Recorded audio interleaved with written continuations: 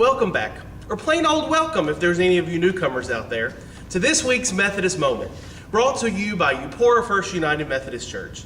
Eupora FUMC, it's what's for dinner. Wait, wrong commercial. Anyway, this week has been pretty spectacular for my family, and not just because NSYNC reunited on the VMA Awards. Hey, you kids out there from the 90s, you know what I'm talking about. But as great as that moment was, the best part of this week was our youngest child, Benjamin, turned 4. Yep, 4 years ago, God blessed us with a beautiful, healthy bundle of joy who's been a tyrannical dictator ever since. At the risk of revealing any of my poor parenting skills, I freely admit he's the baby of the family, and therefore he calls all the shots. I would like it noted for the record, though, that my wife and I weren't always lackluster in the parenting department. Like all newbies, before the arrival of our oldest sons, we were pretty and shiny and naive enough to believe that parenting was an intellectual pursuit. We read all the great books, like What to Expect When You're Expecting the Singular Person or Persons, who is going to dominate every waking moment of your life, who will be the source of all sorrow and joy for all eternity. In case you didn't know, that's the invisible subtitle of that book.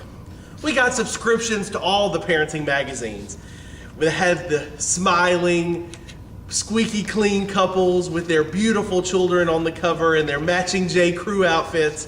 We baby-proofed our lives and we bubble-wrapped our brains in everything that Dr. Spock and all of his proteges had to offer.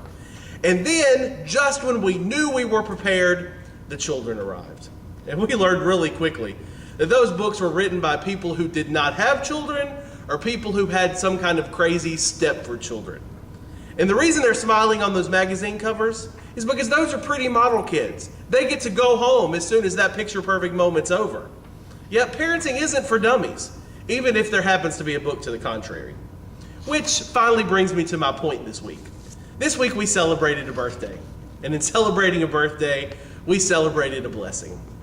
A blessing that, like most, is not what we were expecting, or even would have asked for. But blessings are always exactly what we need. Ben is a tyrannical 4-year-old, but he has a heart as fragile as a spider web and as big as the state of Texas. He's loud and he's grumpy, but he has a laugh that will light up the darkest day. He's cute, he's dirty, he's sweet, he's frustrating as heck. He's truly one of our greatest blessings, because that's what blessings do. They remind us of the presence of God, a God who is with us in the greatest and in the worst of times. It's recorded that at the end of his life, John Wesley is reported to have said, "The best of all is, God is with us." And that's what birthdays mean for me. It's a reminder that God is with us.